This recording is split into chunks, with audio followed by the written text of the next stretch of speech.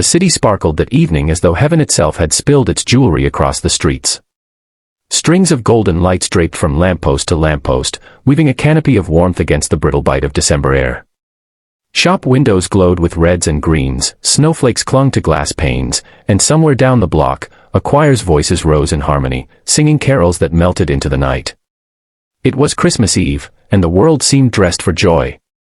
Families moved in clusters, their laughter puffing white clouds into the icy air. Couples held hands, children skipped beside parents, and the streets pulsed with the rhythm of belonging. And then, there was him. Alexander Sterling. He sat alone on a bench in the city square, the weight of 1,000 unspoken thoughts pressing down on his shoulders. His coat was immaculate, dark wool tailored with perfection, paired with a charcoal scarf wrapped neatly around his neck.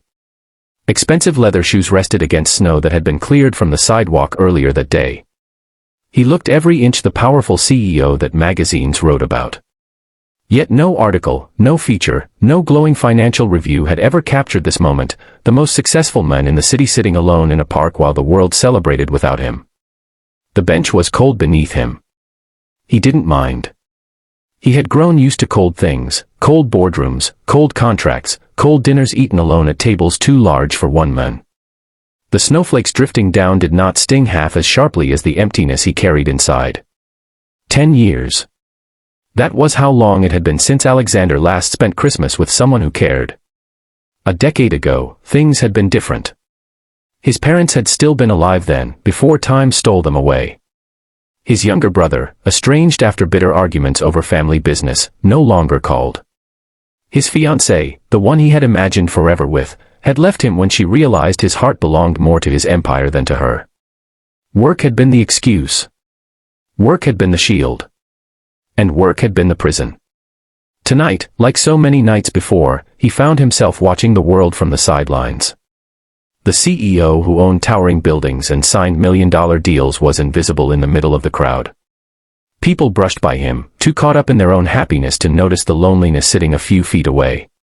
He leaned forward, resting his elbows on his knees, and stared at the ground. The muffled crunch of boots on snow filled his ears.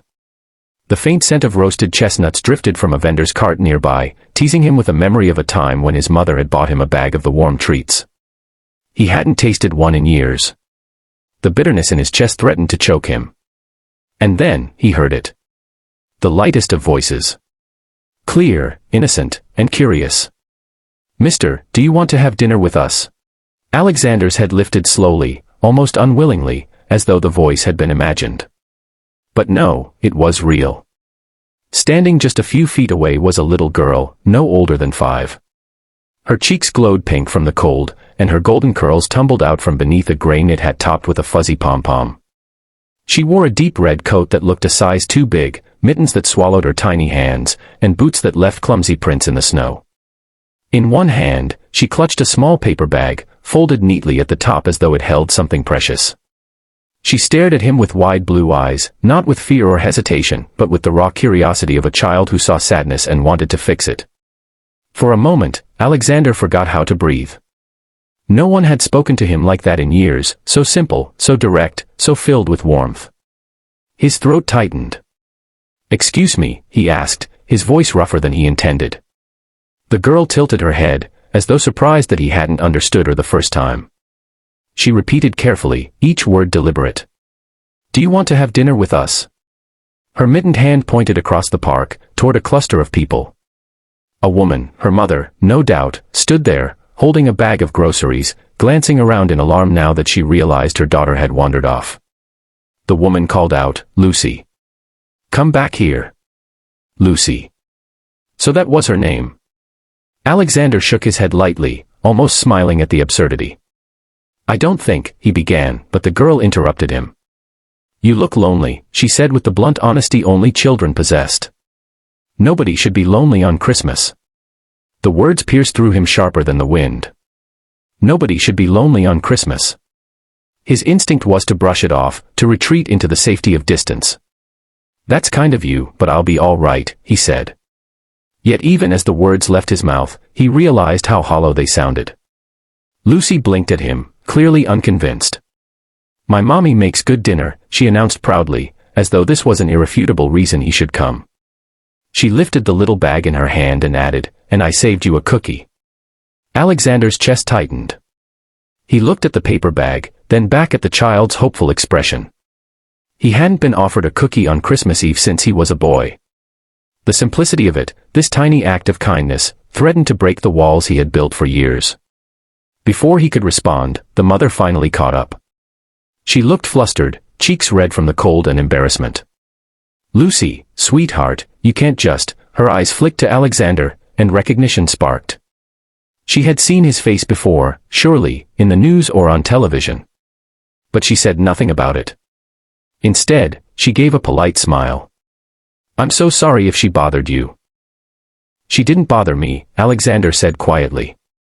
He glanced down at Lucy, who was watching him with expectant eyes. She was very kind. The mother placed a gentle hand on her daughter's shoulder. "Come along, Lucy. We need to get home." But Lucy tugged at her mother's coat stubbornly. "But Mommy," he said. "He needs dinner." The mother sighed softly, torn between correcting her daughter and acknowledging the truth in her words. Her eyes returned to Alexander, and for a moment, neither spoke. Snow fell between them, silent and unjudging. Finally, she said, "You're welcome to join us, if you'd like. It's nothing fancy, just a simple Christmas Eve dinner at home." Alexander's breath caught. The invitation hung in the air, fragile and unbelievable. His first instinct was to decline. To protect himself from hope. To retreat into the loneliness that had become so familiar it almost felt safer than kindness.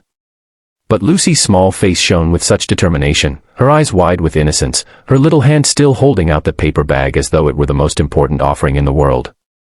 For the first time in years, Alexander didn't know how to say no. He hesitated. And in that hesitation, something shifted inside him. "Maybe," he whispered at last. Lucy grinned, the kind of smile that could thaw the coldest winter. "Then come on," she said, tugging his hand with surprising strength. And just like that, the lonely CEO rose from the bench, leaving behind years of silence, and took his first step toward a Christmas he would never forget.